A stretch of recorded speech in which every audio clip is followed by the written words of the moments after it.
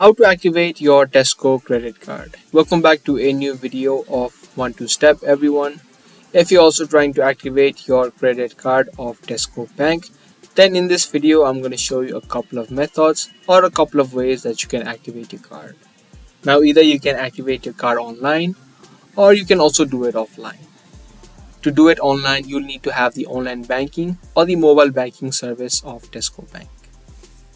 So as you can see, this is the article by Tesco Bank, and they say there are two ways that you can activate it, either through the mobile banking or through the online banking through the website of Tesco Bank. So if you do have the online banking, you can open up online banking or the mobile banking on your mobile app. If you're using online banking, you can search for tescobank.com.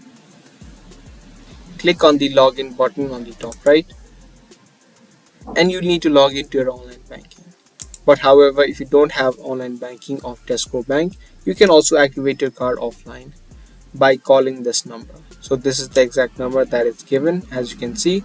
So you can call this number and your credit card of Tesco Bank will be activated. So choose your preferred method of activation and your card of Tesco Bank will be successfully activated.